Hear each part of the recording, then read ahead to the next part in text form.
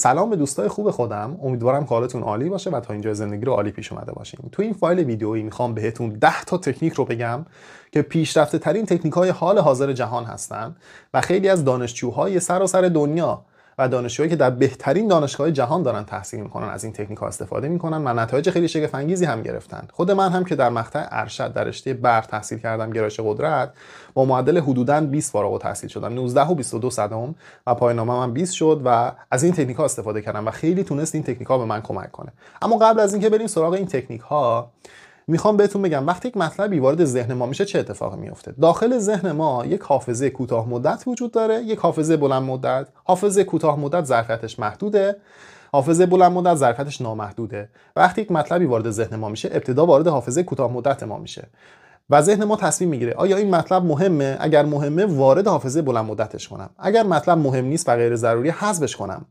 و وقتی مطلبی وارد حافظه بلند مدت ما میشه، نه که ظرفیتش نامحدوده، این مطلب تا ابد توی حافظه بلند مدت ما باقی میمونه و همیشه این مطلب رو به خاطر خواهیم داشت.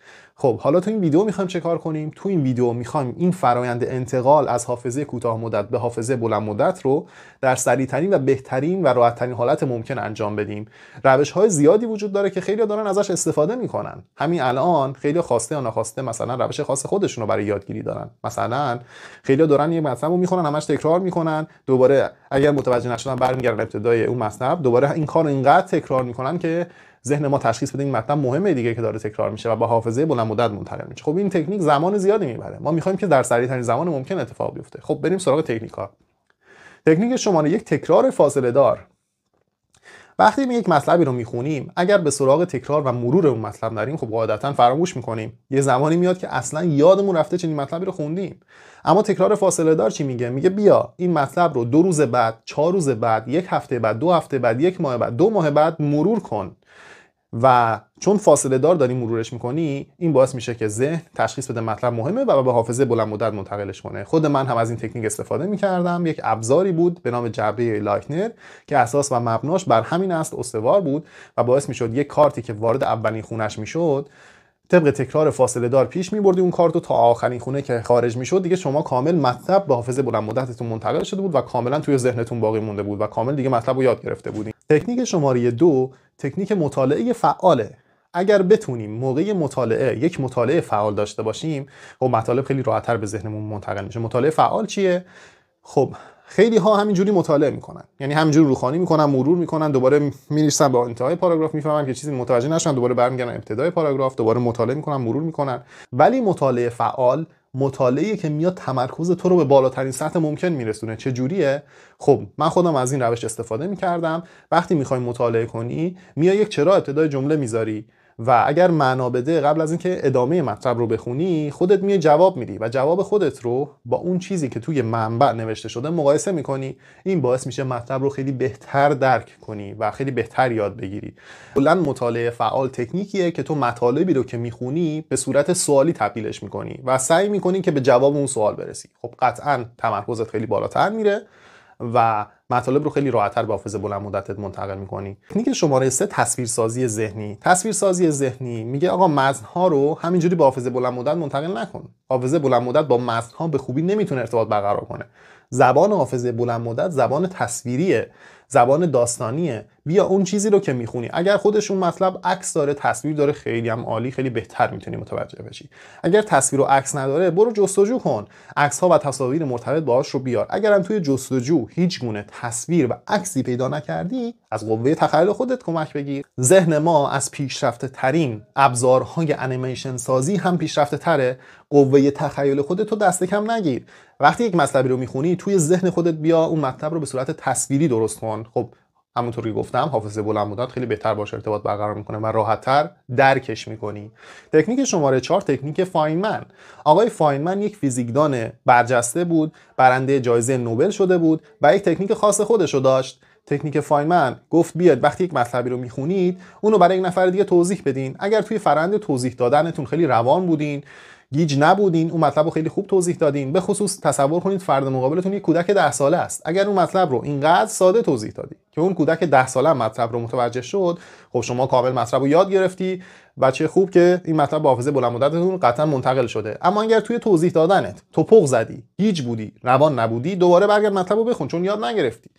و اگر دوباره خوندی و اومدی توضیح دادی و باز روان بودی، خب برات گرفت. اینقدر این کارو تکرار کن که مطلب به خوبی به حافظه بلند مدتت منتقل بشه.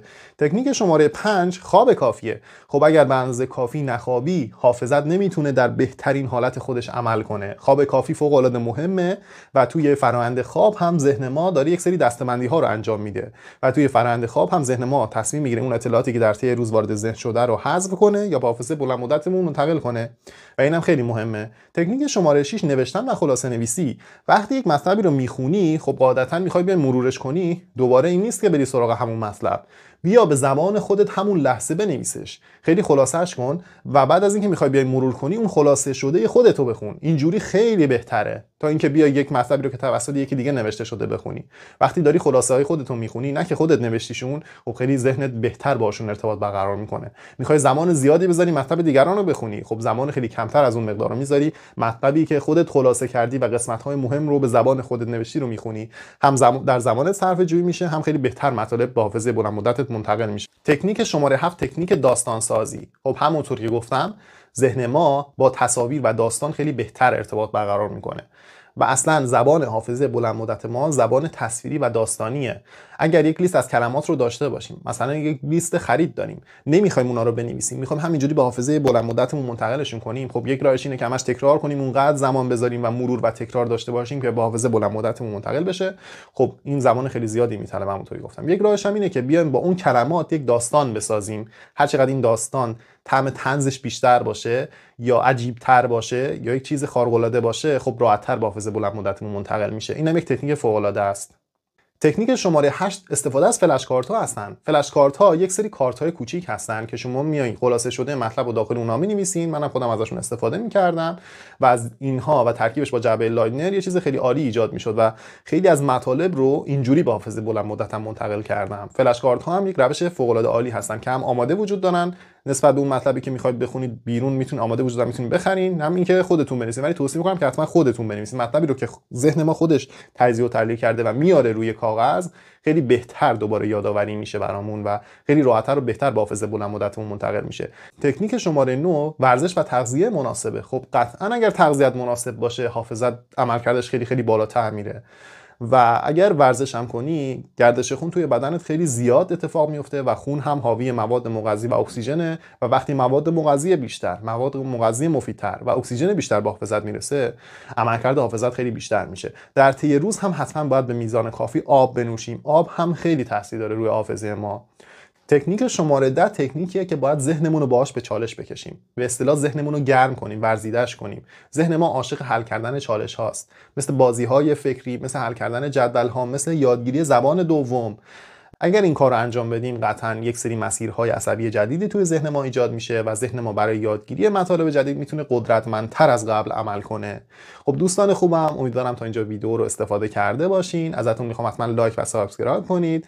این خیلی به من انرژی میده برای تولید ویدیوهای بیشتر و اگر خودتون از تکنیک استفاده میکنین و احساس کردین که من توی این مطالب نیاوردم، حتما خوشحال میشم که اون رو توی کامنت ها بنویسین. همه ما هدفمون اینه که در کنار هم بتونیم رشد و پیشرفت کنیم و حس خوبی در کنار هم داشته باشیم.